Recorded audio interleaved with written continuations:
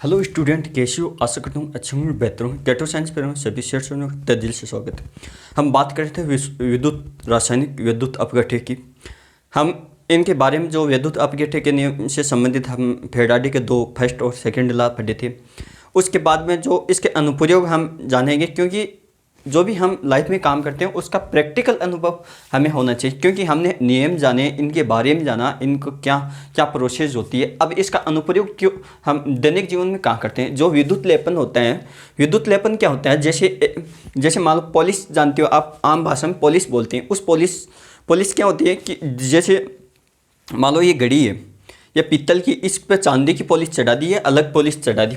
इस विद्युत अपघट्य का अनुप्रयोग इसमें किया जाता है विद्युत लेपन में, यानी विद्युत धारा के रासायनिक प्रभाव के कारण होने वाली परिघटना, यानी परिघटना जो घटना होती है हमारे दैनिक जीवन में, उसमें जो विद्युत अपघट्य के अनुप्रयोग में किसका उपयोग किया जाता है? विद्युत लेपन भी किया जाता है दोस्तों। अब क्या इसमें क्या होता है कि जिस विद्युत लेपन में जो विद्युत लेपन होता है, जिस पे विद्युत लेपन किया जाता है, मान लो ये इस पे अलग लेपन करता है, इस पे अलग चेंज करना है। तो मान लो ये कोई धातु है, यदि विद्युत लेपन में जिस धातु का लेपन करना होता है, यानी जिस धातु का लेपन करना होता है उसे हम कैथोड बनाते हैं। उसमें क्या है, हम जो विलयन लेंगे उसमें क्या है, जिस धातु का लेपन करना होता है उसमें कैथोड बनाते हैं। अब जिस धातु, अब कैथोड बना दिया, ऐसे मान लो कैथोड बना दिया। अब बात आएगी एनोड की। जिस धातु की परत चढ़ानी होती है, यानी जिस धातु की परत चढ़ानी होती है, उसे क्या बोलेंगे? एनोड बोल देंगे। क्या बोलते हैं? एनोड।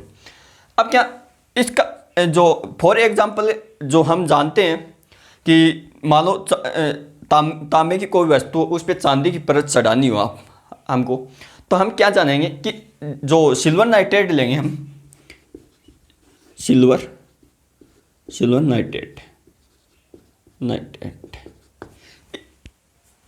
सिल्वर नाइट्रेट का विलयन। अब क्या जो तांबे की तरह, इसमें क्या लिखा था? जिस धातु का लेपन करना होता है उसे क्या मानते हैं? कैथोड। यानी तांबे पर किसका? चांदी का लेपन करना है, तो ये तांबा क्या हो गया? तांबे, कैथोड। और लेपन करना उसे क्या बोल देंगे? चढ़ाना या लेपन करना है, वो सिल्वर नाइट्रेट की छड़ हो जाएगी।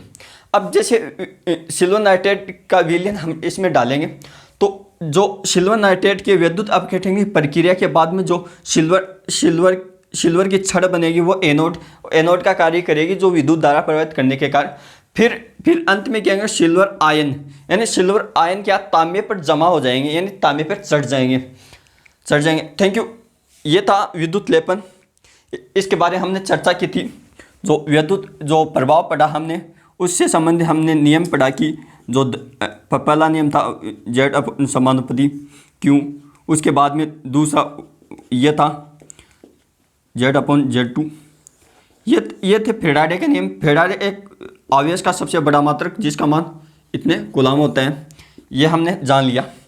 ये थी विद्युत अपघटन की प्रक्रिया। हमने टॉपिक पूरा कौन सा किया कि विद्युत धारा एवं विद्युतीय चुंबकीय प्रभाव, जो विद्युत धारा से संबंधित जितने भी पॉइंट बनते थे वो दोस्तों हमने चर्चा कर लिया। अब हम अगले पॉइंट पे चलेंगे, आगे का टॉपिक छेड़ेंगे। उसमें क्या है, अलग अलग जेन है। जैसे हमने